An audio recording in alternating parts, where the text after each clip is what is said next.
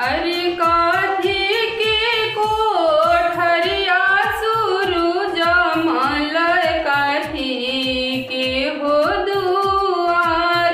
अरे काठी के कोठरिया दीनानाथ काठी के हो दुआर। अरे कौन तीरिया सूरज मलली पे ली हो दुआर। अरे कौन तीवैया आदित मलली पे ली हो दुआर। अरे सोने की कोठरिया दीनानाथ चंद न हो दुआर। अरे सोने की कोठरिया सूरज मल चंद न हो दुआर। अरे बांझी नदीरिया सूरज मलली पे ली हो दुआर। अरे निराधन तीरिया आदित मलली पे ली हो दुआर।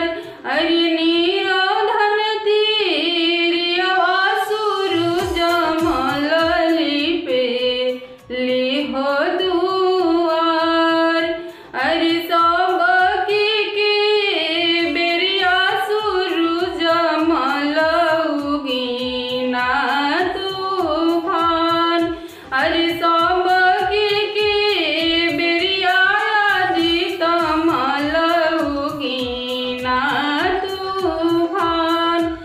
अरे बांझिन के अरघियाई दीनानाथ ठहरे होताय।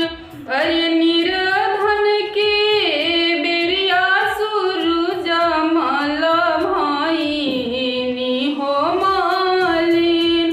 अरे निर्धन के बेरिया आदित मल भइनी हो मलिन।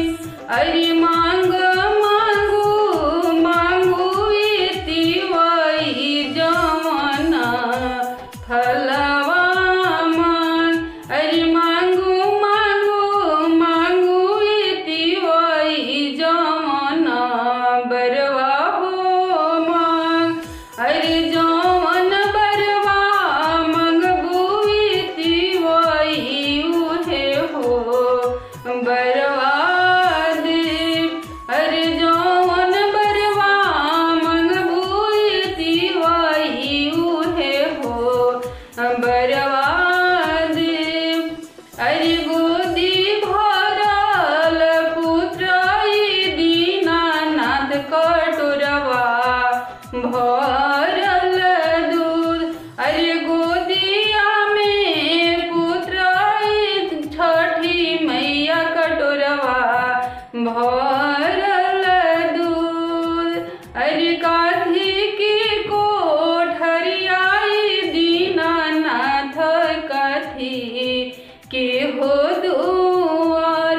अरे कौन तीवैया सूरज मलली पे ली हो दुआर।